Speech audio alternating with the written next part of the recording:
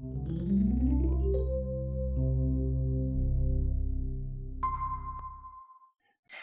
and welcome to the Dr. Lamb Show. I'm Dr. Carrie Lamb, and we have a very special guest today, Vanessa Bartlett. I actually had the opportunity to do a summit with her on preventing burnout and how to get out of that. She is going to talk to us today about how to exercise properly, especially if you have adrenal fatigue. And she is a lifestyle coach, presenter, Pilates coach, a writer, and a mother of two boys, and has over 20 years of experience in the fitness industry until she kind of hit the burnout and went through adrenal fatigue herself 2 years ago. And that kind of shifted her passion into helping people find that balance and exercise smarter, not harder. And so we're very excited to today on the Dr. Lamb Show to be able to talk to her about if you have adrenal fatigue, what are the best ways to balance your life through exercise. So welcome, Vanessa.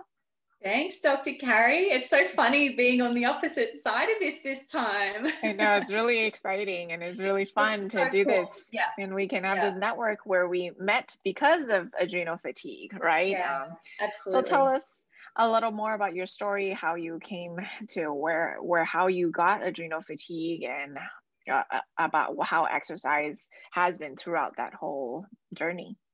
Yeah, it's such a big thing. So I was running a business as a young personal trainer, and this is about 10 years ago. I've had a couple of relapses since then, but not so much. There was 2 solid years where I was extremely exhausted, numbingly tired, as you would know, and anyone who's gone through it. And I just didn't know why. And finally, I found a doctor who told me that my adrenals were burnt out. And at that point, I had a successful personal training business in Sydney. So that's where I'm from, Sydney, Australia, running trainers and doing all sorts of gym hours. So the normal personal trainer would do 6 a.m. to 10 a.m. And then maybe have a break in the day, but still, an active break, still working at reception or something at the gym, maybe doing admin, and then train clients and do classes again later in the evening. So they were very long days.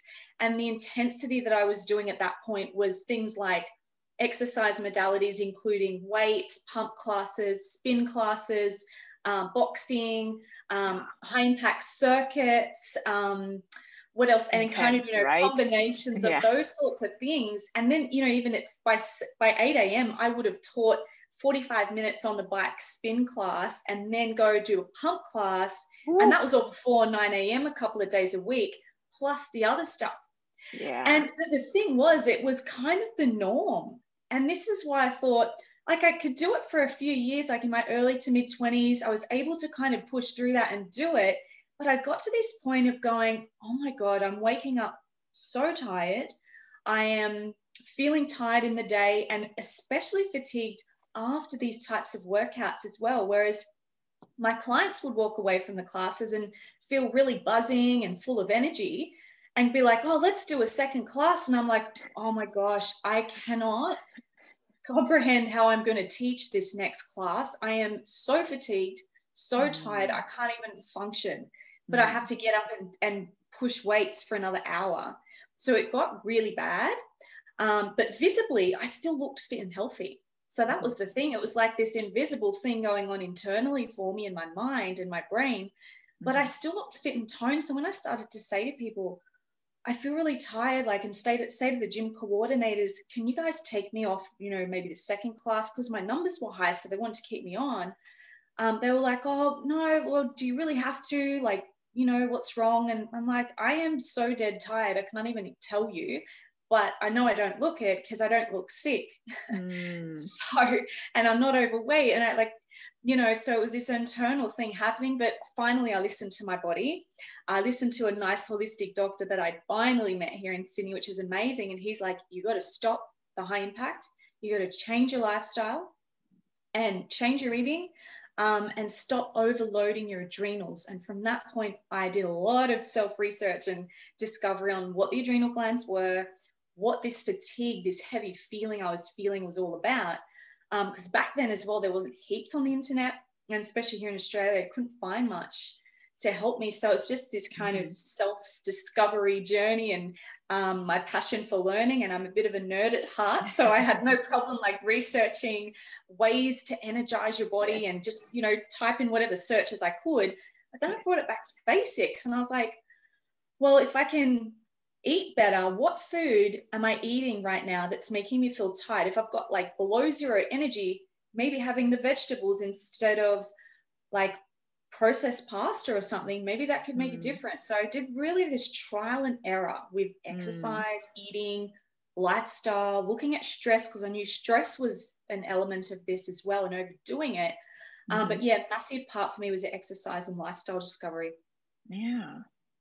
No, that's a story that we hear a lot of. Classically, yeah, they are very type A people that are go-getters, very successful. We've seen so many athletes that kind of just burn their bodies out, and they're young, like you said, they look fit, and you're supposed to be at the prime of your life, but somehow your adrenals just burn out and your body gives out due to the over-exercise. So that's a very common picture that we see. But I'm glad you're able to find your way, you know, whether it's through the diet, the exercise, and find your way back into also now being able to help others, right, through your coaching and through lifestyle.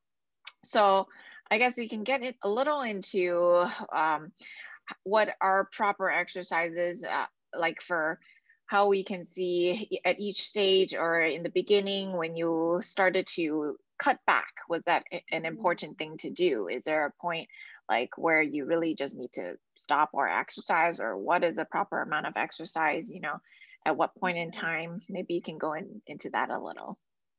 Sure. So I think that if you've got the feelings of, you know, that you're more tired than normal and something's there, but you can't quite identify it, it's time to start pulling back. And this is where a lot of people actually find me now. They're going, I feel like I've read your article. I feel like I'm so tired with exercise. It's not giving me what it once did. That's a big red flag and a big signpost for you to start going, okay, something's happening to my body.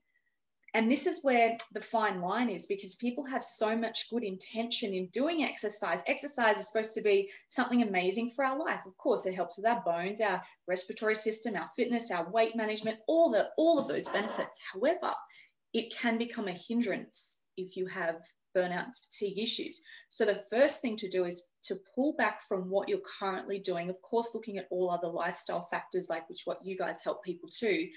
But looking at, if you're at a gym goer, for example, going 3 to 5 days a week, doing, a fairly intensive session, or CrossFit, gym, weights, I put those into the category of intensive exercise. And the way that I differentiate it is moderate exercise to me would be something where your heart rate elevates, but it's quite sustainable and it's not exhausting you where you're huffing and puffing so much and it's taken so much out of you. So I've kind of identified this moderate / intensive exercise. So if you're in the category of doing intensive exercise, I would also classify like running, boxing, CrossFit, weights, pump. Most traditional gym classes do ride on that line of intensive because your heart rate goes quite high. And when your heart rate goes high, you're looking at activating your sympathetic nervous system and then the stress response and all of that stuff. So if that's activating constantly 5 days a week in your gym routine, plus you're very, very fatigued and not feeling yourself, absolutely start to pull back at that point. Decrease the frequency. So if you're doing 5 days, do 2 or 3. If that doesn't work, then you've got to dig deeper and look at the intensity of the session. So for example, the 60 minutes you're going, okay, I'm doing 2 or 3 days a week, whereas I used to have the stamina for 6. Right now, my life's really full on. I'm tired. I'm doing 3 days, but it's still not right. That means the type of exercise and the intensity you're getting to in that session needs to then be modified. So that's when you could go, okay, again, we play with the time. Rather than doing 60 minutes, do 45 or 30. If that doesn't work, then you've got to pull apart the technique and the modality that you're doing and be open to Pilates mat work, body weight without the actual weights, without the pulleys, learning to hold your body in specific yoga, Pilates, body weight exercises where the load is less. So we're lessening the load on our actual physical system. Right. So you were saying just if you have to really gauge how you're feeling, right?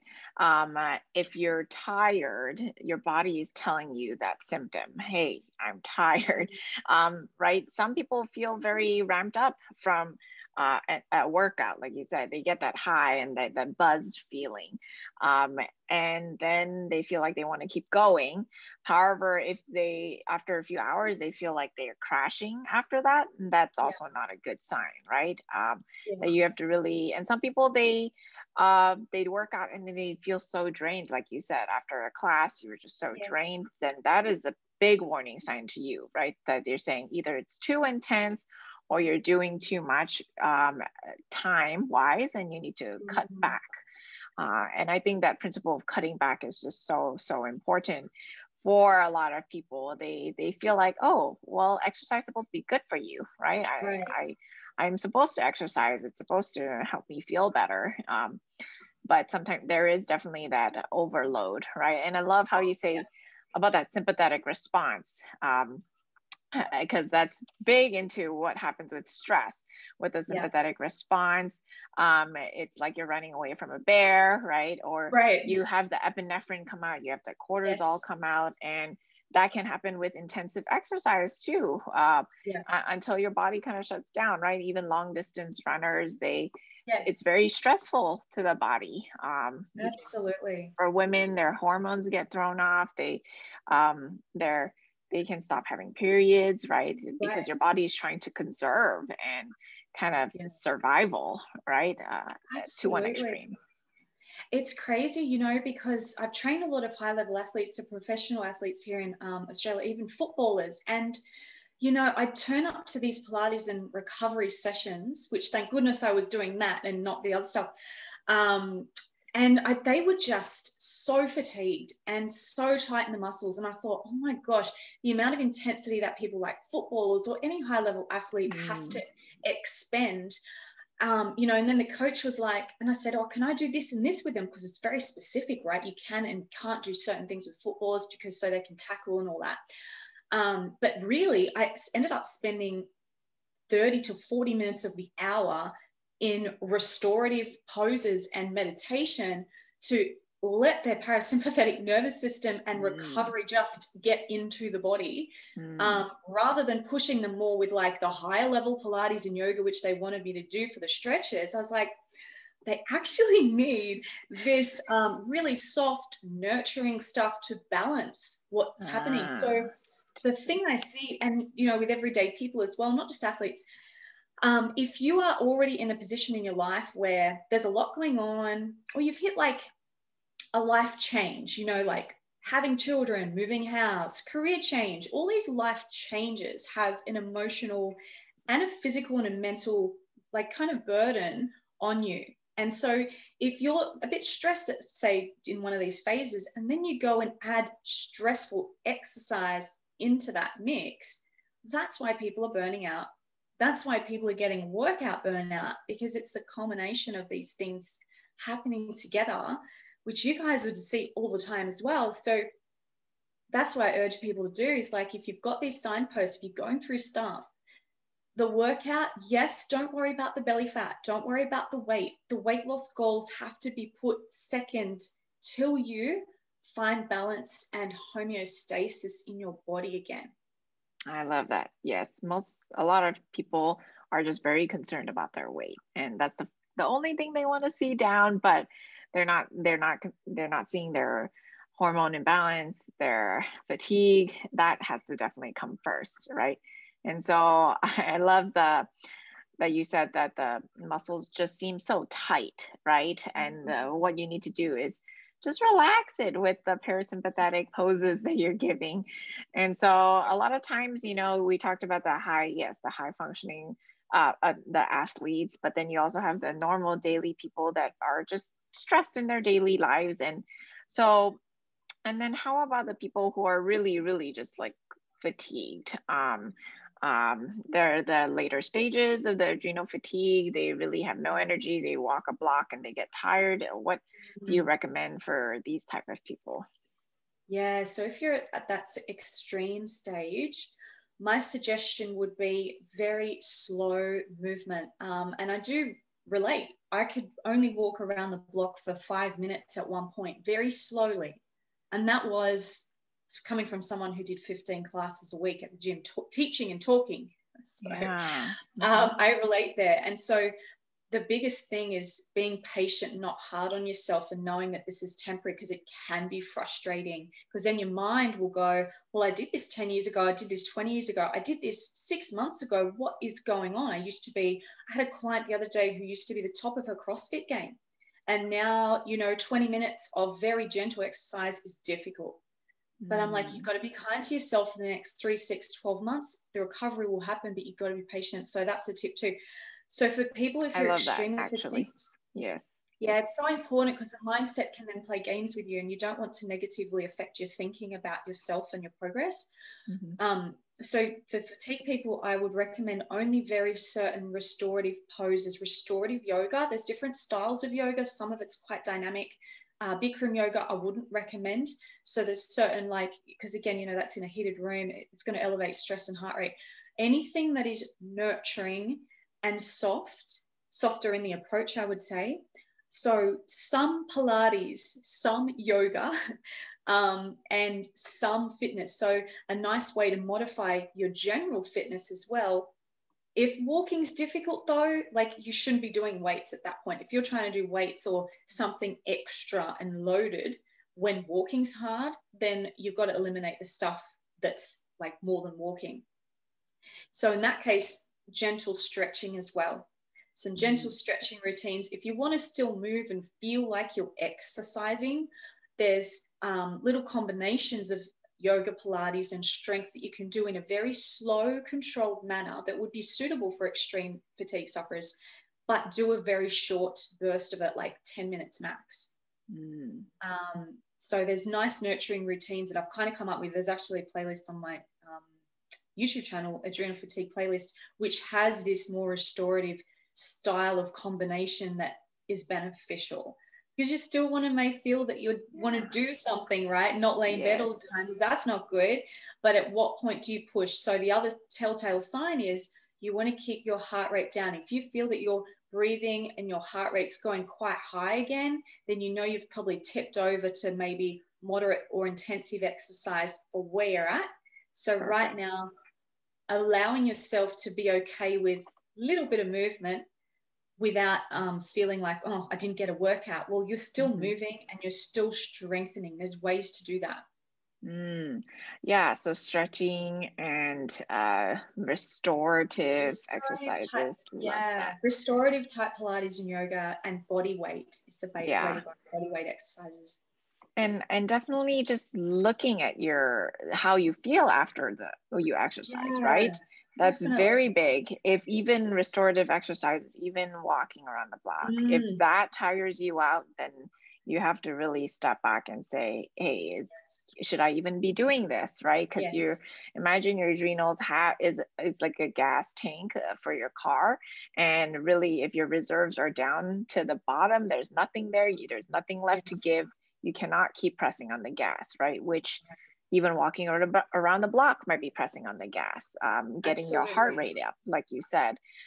Can you kind of go into the heart rate? What's a good heart rate? Like that you said, you don't want to go past, and what is a moderate to intensive type of heart rate? Yeah, look, it does depend on your age and everything, and your background, fitness level, and health conditions. And to be honest, I kind of gauge it these days on how you feel internally. So if your heart's beating faster than normal, that's okay if you feel okay 2 hours later. So I think maybe 120 would be maximum for extreme fatigue sufferers, around the 120 mark. That's heading towards an elevated from resting rate, but still, in the form of exercise and doing something that you feel you've done something. Laying on, and I've got to mention too, if you're totally fatigued and really walking's difficult, laying on your bed or on a mat on the floor, lifting the leg up and stretching And elevating the legs is very restorative too. And you can do some really cool, leg circles or very minimal movement, but a bit of something to activate your thighs and your tummy and your core, with it being very, very low key and only elevating your heart rate a little bit. That's very interesting. We'll definitely have to check those out and do some of those Arms exercises. and legs can be utilized in many different ways. Yes. No, that's great. And so listening to yourself, modifying your exercise, your stretching, your balancing, they're all very important. And that's great. And can you also talk a little about the pelvic floor? Just as we have a lot of women who listen to our podcast too, right? And they've had children, things like that. Is there anything specific that you like to work on regarding the pelvic floor? Yeah, great question. Pelvic floor, I was never really in tune with it till it had a prolapse with my first child horrendously, and I had to go to the toilet all the time for a year. So retraining pelvic floor is super important. There's exercises that you can do, and it's basically back to a lot of mindfulness and breath work too, Dr. Carrie. So standing or sitting tall where you are and feeling your pelvic floor lifting, that's the first step. Being able to feel and connect to it and activate it from a seated or even a laying position, I find is good, because you can actually pop your fingers inside the hip bone and feel if it's gently tightening those deeper transverse abdominals, pelvic floor area. That's a good little feedback mechanism to do it on your side. But doing this a few times a day is super, super important. But important as well is the type of core work that you do. So avoiding things that push and bear down on the pelvic floor, and unfortunately, a lot of sit-ups, crunches and things actually bear down quite hard on the pelvic floor. Same does the, when you're laying on your back and your legs are at, say, a 90-degree angle, this is a very effective traditional position, a lot of Pilates and yoga moves. However, pelvic floor, doing reverse curls when your knees are in from that, it's not great either. So there's a lot of do's and don'ts around certain core work. The best thing to do is lay down flat and then have your feet on the ground, resting and dropping one knee to the side, a very simple knee drop, and feeling your pelvic floor draw in and up, and then lifting your knee back up is a very simple, basic, gentle way to do it without bearing down with those traditional crunches as well. So giving yourself time to do that every week is really important for women and for men as well. Yeah, preventively too, even if you don't have problems now, you're definitely, you might get them later. So it's good to start early, right? Yeah, absolutely. And then not bearing so much load on your upper body, like a big weight bar across there if you've had babies, or if you've had weakness in the pelvic floor. You don't even have to have kids to have pelvic floor weakness. Doing loaded things from the upper body, again, bears down, and then having the legs wide with wide squats or wide lunges where the pelvis is compromised in its stability, that's an important factor too. To stay away from if you want to strengthen the pelvic floor. Yeah, or especially if you've had issues with it. Yeah, no, that's great. Great to know. Any other simple exercises that you would recommend for someone, with the fatigue? I love the one where you said the legs go up and you're lying on the ground and you're kind of just doing little circles. Any other simple visuals that we can have for people? Sure. Yeah, so even modifying something like a normal fitness squat, right? So sitting down, using a chair behind you. A lot of people do their, your squats. You got to do squats for your thighs, your butt muscles and all of that, and your core. But having a chair behind you, so if someone had fatigue, hop a chair behind you, just literally stand up from the chair, gently push your hips back and sit down on the chair so it's supporting you. So there's ways to modify, again, traditional moves for people with fatigue so that you've got a bit of the, support there rather than just relying on your body. If you're fatigued, you're a bit dizzy or something, trying to do a squat in the correct alignment without support is hard. So use the chair. Chair workouts are fantastic. Sit on a chair, do 5 squats, breathe in, breathe out, get up and down off the chair 5 times. To do your arms a little bit, like little side stretches on a chair, up and over, like that. And then a little push, do little 10 little arm pushes. So you're rotating through your spine, you're working your arms in the most gentle fashion. Anyone can do that. You can do this seated if you're super fatigued. I love Okay, so that. learning, again, arms and legs, but chair workouts are really good for that too. Oh, that's a great tip, really. Yes, that's a great tip to have that backup, right? Support. You don't want to put yourself in any danger, Yeah. and definitely you have helped so many people through this. So I'm so grateful that you have spent this time with us talking about the correct way or the proper way to exercise, especially if you are going through adrenal fatigue, making sure you listen to your body. That's so great. So Vanessa, Thank how do you. people, get a hold of you? How do they find you if they wanted to? I know you mentioned your YouTube, you have some videos on. What's the best way? Yeah, sure. If you head to the main website, vanessabhealth.com, you can hook up to my socials there, the Instagram, Vanessa B Health, Facebook page, Vanessa B Health, and then the YouTube channel, Vanessa B Health TV, where there is ongoing videos in relation to adrenal fatigue, holistic, low impact workouts. And that's the thing, Carrie, I've never gone back, even though I'm not fatigued anymore. I've never gone back to weights, to boxing, to running. It's just not something that I do anymore. So Yes, if you like that style and you still want, and I still managed to lose 14 kilos of baby fat from yes, my 2 pregnancies doing this. So, yes, the yes. whole thing of like having to push harder to burn fat is not true. Yes. And, so helping people there is totally my mission. So do connect or ask any questions there, and I'll be happy to help you. Right. I love that you said, that you never have gone back, because really when someone deals with adrenal fatigue, it is kind of a mindset change Mm-hmm. and it's a lifelong change, unfortunately, right? I tell people this is not a quick fix that we're going to do for you. It's more of a marathon, that it's a lifelong. Once you have diabetes, you kind of have it, even if you change your lifestyle, your diet. If you ever go back to the bad diet, you're gonna have diabetes again, right? And so just like adrenal fatigue, if you get stressed, you always have that predisposition to be more tired, and you can always go back to your previous crashes, right? So Yeah. yeah, it's finding a good type of exercise for you that Yeah. you can continue, that you don't burn out your adrenals. That's great. Absolutely.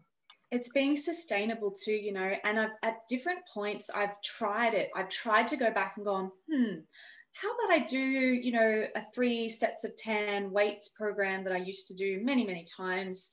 But I know that I could probably do it now, but the recovery and the way that I feel that 3 hours after, that next day, I just don't feel it's right for my body anymore, and I don't need it. I'm not training. So again, it's sport. If you have a goal to do a certain thing at a certain level, you got to train a certain way. We're talking about fatigue here and people, just getting through and Yes, overriding burnout. yes, So if you're like acceptance and being okay with where you're at, and perhaps being okay with letting go of certain things you used to do, that's a big thing here as well. And just being okay with that. But then if you've got your goals, there are other ways to do it. So for me, resistance bands has been absolutely huge in changing body shapes, maintaining huge amounts of strength. In fact, it's the most popular videos I have on my channel is resistance bands, because yes. it's not weight bearing like weights, but it still gives you an amazing result. So there's other ways, just be Yeah. open. That's great. No, that's great. So thank you so much, Vanessa. It's been such a pleasure talking to you on the Dr. Thank you for Lamb the Show. opportunity. Yes. It And was if everyone is listening, definitely go check out Vanessa's page, and also subscribe and like to our podcast and our show on YouTube, and so that you can stay tuned for our next episode next week. We're here to empower you to take control of your health. Have a good one.